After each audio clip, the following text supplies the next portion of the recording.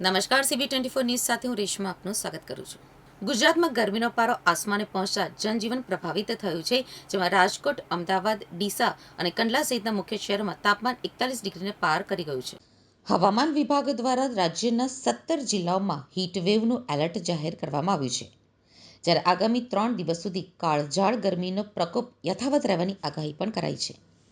અમદાવાદમાં તાપમાન સામાન્ય કરતાં 7 ડિગ્રી જેટલું ઊંચું નોંધાતા મ્યુનિસિપલ કોર્પોરેશન દ્વારા પણ તકેદારી રાખવાની સૂચના અપાઈ છે. જોકે દરિયાકાંઠાના વિસ્તારોમાં તાપમાન નીચું રહેશે, પરંતુ ભેજના કારણે અસહ્ય બફારો અનુભવાશે. આગામી 3 દિવસના પ્રકોપ બાદ ગરમીમાં 2 થી 3 ડિગ્રીનો ઘટાડો થતાં લોકોને આંશિક રાહત મળવાની શક્યતા છે. આઈએમડી અને હવામાન વિભાગના રિપોર્ટ મુજબ મોટાભાગના શહેરોમાં તાપમાન સામાન્ય કરતાં 3 ડિગ્રી સેલ્સિયસથી 7 ડિગ્રી સેલ્સિયસ જેટલું ઊંચું નોંધાઈ શકે છે. રાજકોટ અને કંડલામાં આજે સૌથી વધુ ગરમી નોંધાઈ શકે છે, જ્યાં પારો 41.5 ડિગ્રી સેલ્સિયસને પાર કરી શકે છે.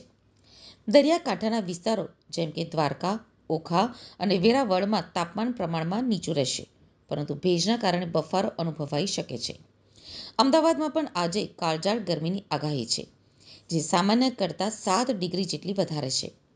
બનાસકાંઠા, પાટણ, મહેસાણા, ગાંધીનગર, અમદાવાદ, સુરેન્દ્રનગર, મોરબી, રાજકોટ, જૂનાગઢ, પોરબંદર, અમરેલી, ભાવનગર, બોટાદ, વડોદરા, ભરૂચ, સુરત અને કચ્છમાં હીટવેવને લઈને એલર્ટ આપવામાં આવ્યું છે.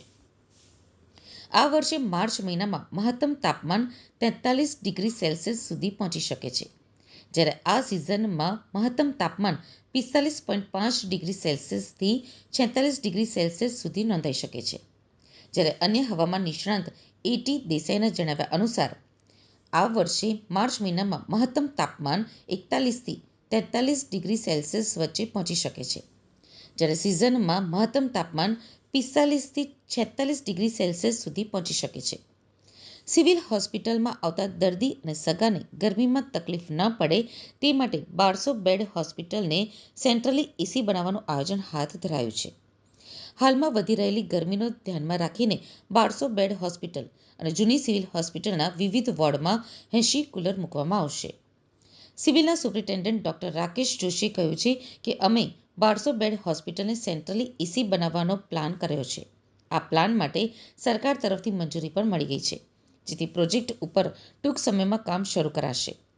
ટ્રોમા સેન્ટર સહિત ઓટીપી અને D3, D5 જેવા બ્લોકમાં એસીની સુવિધા છે, જેથી એક પછી એક વોર્ડ સહિત સમગ્ર 1200 બેડ હોસ્પિટલમાં એસીની સુવિધા ઊભી કરાશે. સિવિલ કેમ્પસની વિવિધ હોસ્પિટલમાં રોજ 10,000થી વધુ દર્દી સગા અવરજવર કરે છે. ગરમીમાં તેમના સ્થળ ઉપર પાણીની સુવિધા મળે તે માટે ઈ-રિક્ષા દ્વારા સવારે 9 થી 6 દરમિયાન પાણીની પરબ શરૂ કરવામાં આવશે.